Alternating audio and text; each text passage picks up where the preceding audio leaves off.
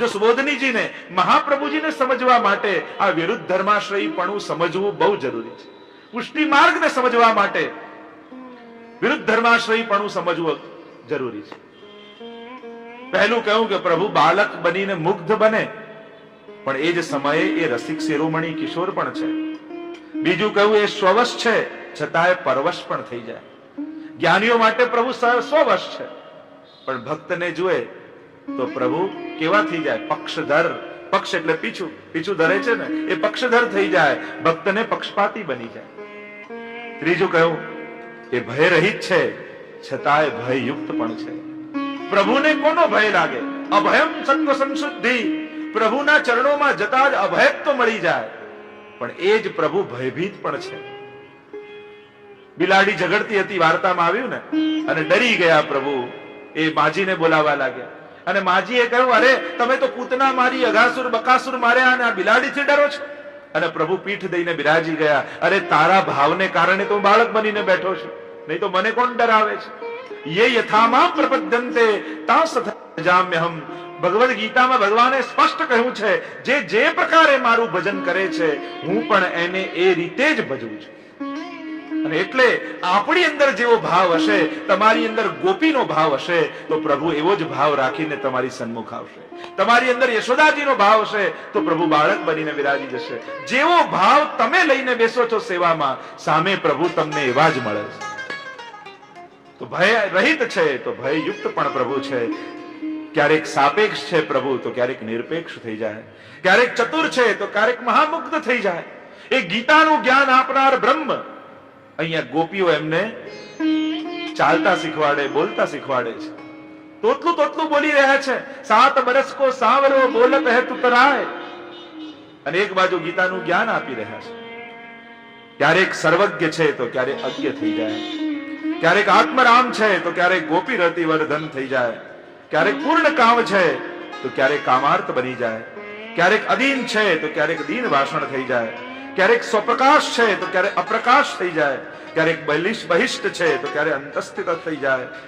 ક્યાંક સમર્થ છે તો ક્યાંક અસમર્થ બની જાય. જ્ઞાનીઓ માટે પ્રભુ સમર્થ બની જાય, બધાને જમાડનાર થઈ જાય, બધાનું પોષણ કરનાર થઈ જાય. પણ ભક્તના ભાવને જોઈને આધીન બની દે ભૈયા માખન રોટી અને તમારા મિશ્રી ભોગની પ્રતીક્ષા કરતા એવા ક્ષુધાતુર પ્રભુ બની જાય. આવા વિરુદ્ધ ધર્માશ્રય વર્ણન અહીંયા હરિરાયજીએ કે પ્રભુ તો આવા છે, વિરુદ્ધ ધર્માશ્રયપણાને ધારણ કરેલા છે.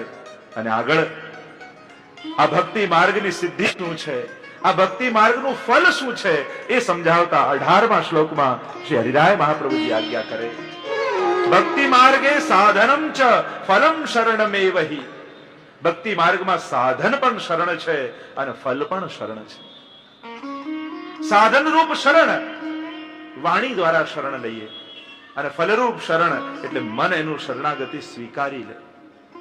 સર્વ ધર્મનો પરિત્યાગ કરી અને અનન્ય શરણાગતિ એ જ પરમ ફલરૂપ શરણાગતિ. સર્વ ધર્માન પરિત્યજ્ય મામ એકમ શરણમ વ્રજ અહમ ત્વામ સર્વ પાપેભ્યો મોક્ષયિષ્યામિ મા શુચ. બધું જ છોડી કેવલ એકમાત્ર પ્રભુની શરણાગત થઈને રહેવું, એ જ પરમ ફલ છે ભક્તિ માર્ગનું.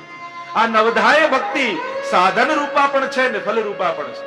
શરણ પણ સાધન રૂપાય છે ને ફલ રૂપાય છે. શ્રવણમ કીર્તનમ વિષ્ણોઃ સ્મરણમ પાદ સેવનમ અર્ચનમ વંદનમ દાસ્યમ સખ્યમ આત્મ નિવેદનમ. આ નવધા ભક્તિ સાધન રૂપ પણ અને ફલ રૂપ પણ. હું કથા સાંભળવા જાઉં તો પ્રભુમાં પ્રેમ થાય, આ સાધન રૂપ શ્રવણ.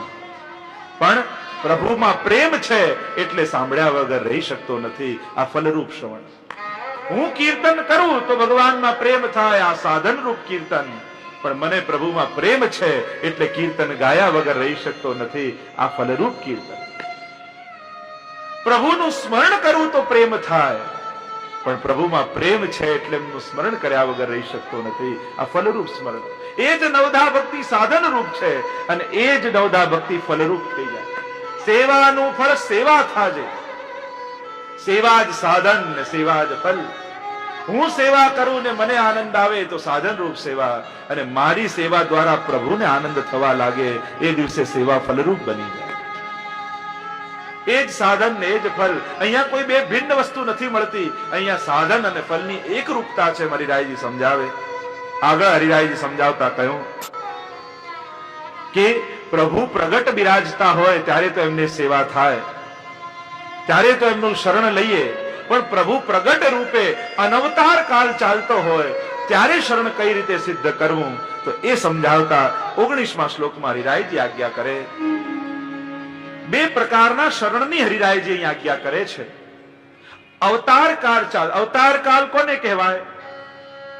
પુરાણોમાં, ગ્રંથોમાં જે સમય આપ્યો હોય કે આ સમય ભગવદ અવતાર થશે, યાદ છે, એ કાલને અવતાર કાલ કહેવાય. જેમ અત્યારનો સમય એ અનવતાર કાલ કહેવાય, અનવતાર દશા કહેવાય. કારણ કે આ સમયનો ઉલ્લેખ ક્યાંય કોઈ ગ્રંથમાં નથી કે આ સમયે પ્રભુનો અવતાર થશે. અત્યારનો જે સમય ચાલે છે એનો ઉલ્લેખ કોઈ ગ્રંથમાં નથી.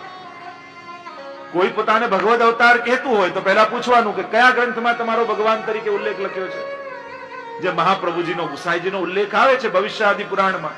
અગ્નિ રૂપો દ્વિજાચાર્યો ભવિષ્યામી ભૂતલે વલ્લભો અગ્નિરાજ રૂપ સ્યાદ વિઠ્ઠલ પુરુષોત્તમ. મહાપ્રભુજી ગુસાઈજીનો ઉલ્લેખ છે. શ્રીનાથજી બાબાનો ઉલ્લેખ ગર્ગ સંહિતામાં છે. આ રીતે પ્રભુ બિરાજ છે. તો હમણાં અનવતાર કાળ ચાલી રહ્યો છે. તો અહીંયા હરિરાયજી કહે છે કે અવતાર કાળ હોય ત્યારે તો સાક્ષાત પ્રભુના શરણે જઈએ તો શરણ સિદ્ધ થઈ જાય. પણ અનવતાર કાળ ચાલતો હોય ત્યારે જીવનું શરણ કઈ રીતે સિદ્ધ થાય? તો ગોપેશ્વરજી ટીકામાં સમજાવે કે બે પ્રકારના શરણ છે. એક સાક્ષાત શરણ અને બીજું વિપ્રયોગ શરણ.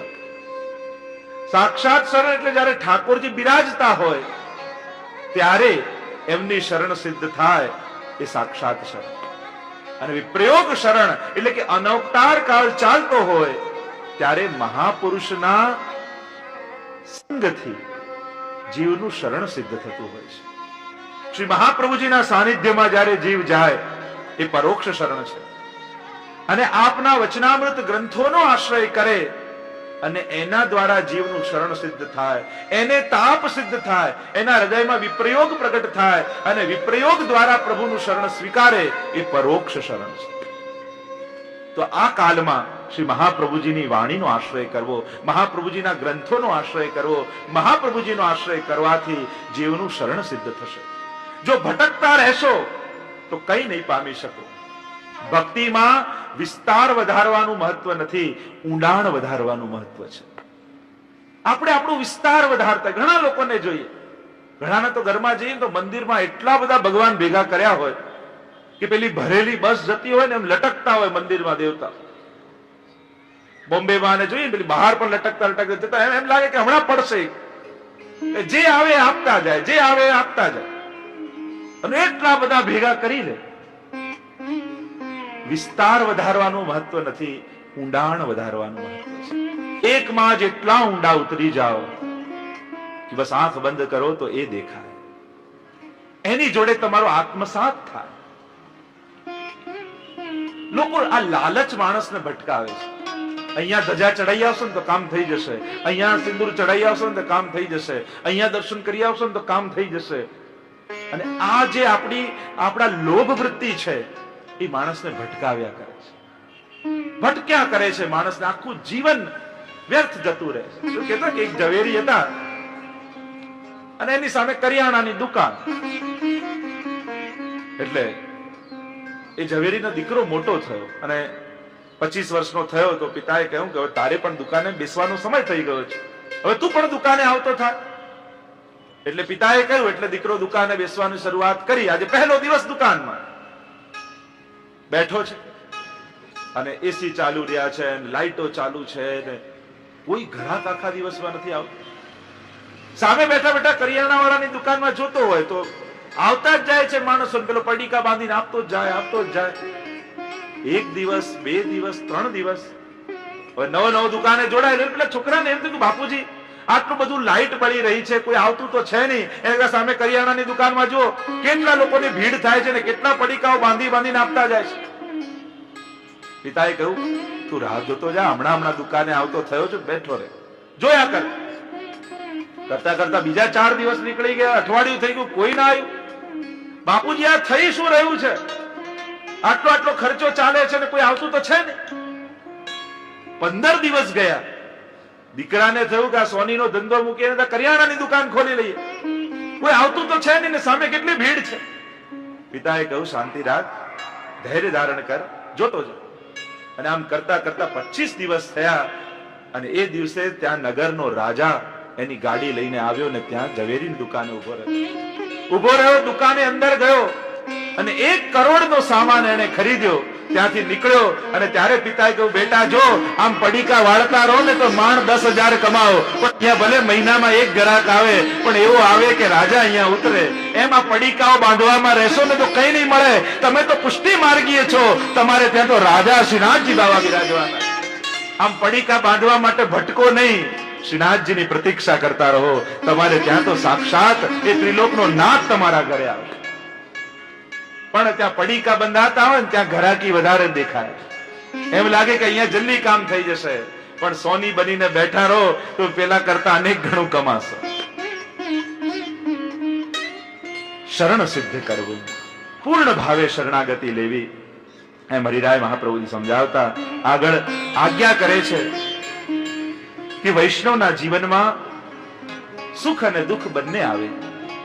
પણ આપણે તો અનુકૂળ પરિસ્થિતિઓને સુખ ગણીએ છીએ અને લૌકિકની વિપરીત પરિસ્થિતિઓને દુઃખ ગણીએ છીએ. પણ હરિરાયજી અહીંયા આપણને સમજાવે છે કે વૈષ્ણવ માટે સાચું દુઃખ છે શું, અને એ સમજાવતા 27મા શ્લોકમાં આજ્ઞા કરી. 4 પ્રકારના દુઃખ અહીંયા હરિરાયજી બતાવે છે કે આ ભગવદી વૈષ્ણવને કયા દુઃખ આવે છે. લૌકિકની અનુકૂળ અને વિપરીત પરિસ્થિતિઓમાં એ ડગતા નથી, એના માટે એ દુઃખ નથી કે લૌકિક ઓછું મળ્યું, પણ વૈષ્ણવનું સાચું દુઃખ છે શું, અને એ સમજાવતા આજ્ઞા કરી કે પહેલું દુઃખ દુસ્સંગજન્ય દુઃખ. વૈષ્ણવને જ્યારે સત્સંગ ન મળે અને ચારે ઓર દુસ્સંગ જ દેખાતું હોય ત્યારે વૈષ્ણવનું હૃદય દુભાતું હોય છે. સ્વયં હરિરાયજી શિક્ષાપત્રમાં આંસુ સારી રહ્યા છે કે મારા બંને સેવકો પરદેશ જતા રહ્યા છે, અહીંયા મને કોઈ સત્સંગ નથી, એમ પત્રમાં લખી રહ્યા. વૈષ્ણવ માટે પહેલું દુઃખ છે સત્સંગનો અભાવ અને દુસ્સંગનું મળવું. મિલત એક દારૂણ દુઃખ દેઈ, બિછરત અન્ય પ્રાણ હર લેઈ.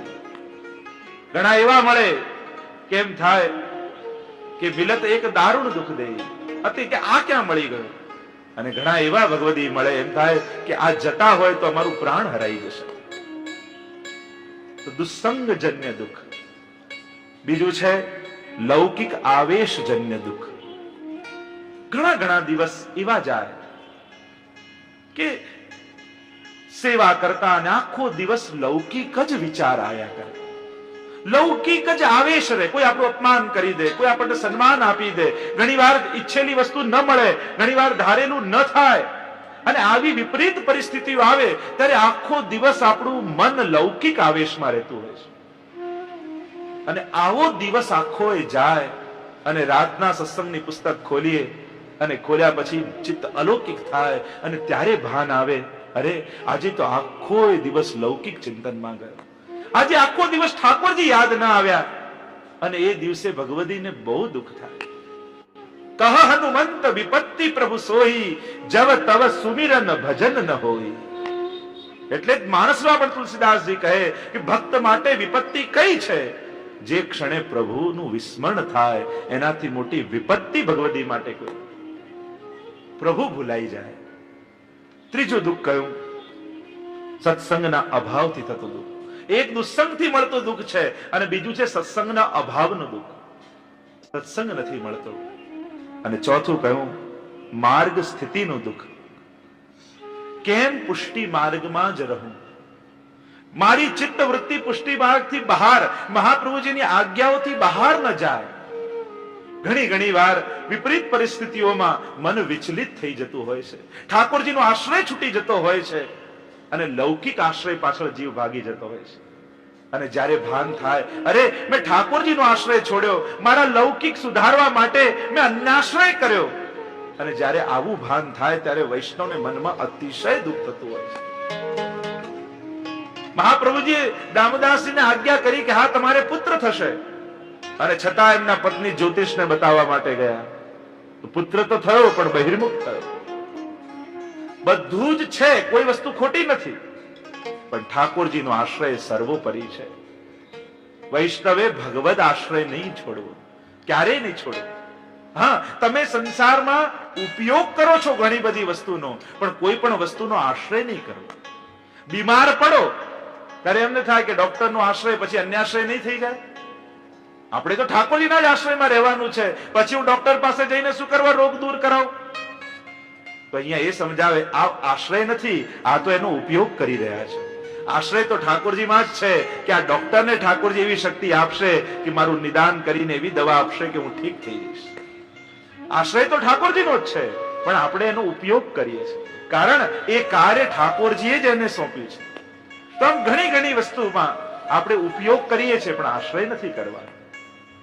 આમ હરિરાયજી સમજાવે કે વૈષ્ણવને આ 4 પ્રકારના દુઃખ હોય છે, અને જ્યારે જ્યારે પ્રભુનું વિસ્મરણ થાય, ગાયો ન ગોપાલ મન લાઈ ન રસાલ લીલા, જે ક્ષણે પ્રભુનું સ્મરણ ન થાય તો હરિરાયજી તો કહે છે વૈષ્ણવનો એ દિવસ